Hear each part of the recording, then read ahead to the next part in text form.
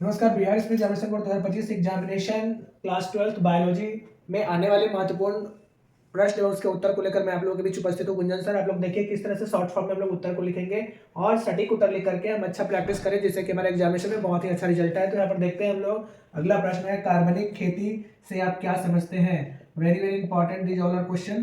कार्बनिक खेती से आप क्या समझते हैं, इसका उत्तर लिखेंगे। कार्बनिक खेती कृषि प्रबंधन की एक प्रणाली है। मतलब कृषि प्रबंधन जो करते हैं हम लोग, एग्रीकल्चरल मैनेजमेंट क्या की एक प्रणाली है। इसे कार्बन पृथक्करण के नाम से भी जाना जाता है, यानी कार्बनिक खेती को कार्बन पृथक्करण के नाम से भी जाना जाता है। कार्बनिक खेती के जरिए जमीन में कार्बन को ज्यादा से ज्यादा जमा किया जाता है। नाम ही है कार्बनिक खेती, इसका मतलब है कि इसके माध्यम से जमीन में कार्बन को ज्यादा से ज्यादा जमा कराया जाता है और जमा करने के बाद इससे वायुमंडल में ग्रीन हाउस गैसों का उत्सर्जन कम होता है। कार्बनिक खेती के माध्यम से वायुमंडल में ग्रीन हाउस गैस का उत्सर्जन कम हो जाता है। तो यह उत्तर हम लिखेंगे। सटीक किसका हो गया, कार्बनिक खेती का यह उत्तर हो गया। अगला प्रश्न की तरफ बढ़ते हैं।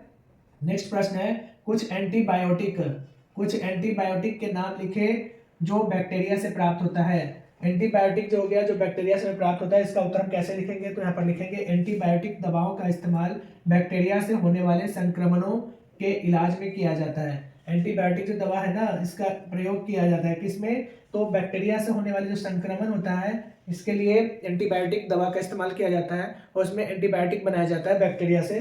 तो इसका मतलब क्या हो गया कि होने वाले संक्रमणों के इलाज में किया जाता है। इसे कई तरह के संक्रमण के इलाज में उपयोग में लाया जाता है। जैसे कुछ एंटीबायोटिक के नाम हो गया, पेनिसिलिन, टेरामाइसिन और इरिथ्रोमाइसिन। यानी ये सारे एंटीबायोटिक के नाम हैं जो हमारे शरीर में किसी तरह का संक्रामक रोग, दांतों में या फिर शरीर के अंदर हो, या फिर मूत्र संबंधी कोई एंटीबायोटिक बैक्टीरिया से हम इसका प्रयोग करके और इलाज कर सकते हैं। अगला प्रश्न को देखिए। प्रश्न नंबर नेक्स्ट है, कैंसर के 2 लक्षणों के नाम बताएं या इसके बारे में लिखें। उत्तर लिखेंगे, पहला वजन कम होना या बढ़ना, यानी पहला सिम्टम हो गया जिसमें वजन का कम होना होता है या फिर बढ़ना होता है। दूसरा सिम्टम लिखेंगे, थकान महसूस होना।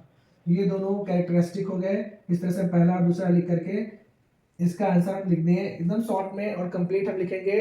और जितना प्रश्न का वैल्यू जितना स्टैंडर्ड हो उतना अच्छा से हम इसका उत्तर लिखें और समय प्रबंधन पर ध्यान दें। अगले प्रश्न को देखिए, हरित क्रांति से आप क्या समझते हैं और इसको हरित क्रांति को कैसे लिखेंगे। कृषि उत्पादन में तेजी लाने के लिए उन्नत हाइब्रिड बीज, उर्वरक, कीटनाशक और सिंचाई के साधनों का प्रयोग करने की प्रक्रिया हरित क्रांति कहलाता है। इसके कारण कृषि क्षेत्र में काफी बदलाव आया और फसलों की पैदावार बढ़ी है।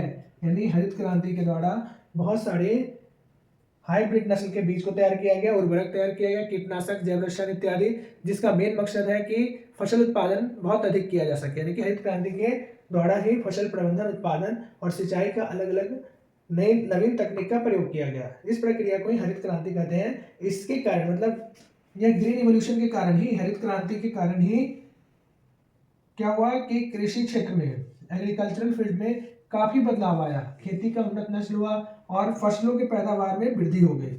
यानी नए नए टेक्निक और उन्नत हाइब्रिड बीज से फसल उत्पादन और प्रबंधन में बहुत ज्यादा फायदा हुआ। तो ये आपका प्रश्न था जिसका उत्तर हम लिख सकते हैं। फिर हम मिलते हैं अगले वीडियो में जिसमें अगले प्रश्न को देखेंगे। आप बहुत मन लगा कर पढ़िए। Wish you all the best. Take care. यदि वीडियो पर आप नए हैं तो लाइक, सब्सक्राइब और शेयर जरूर करें। Thank you.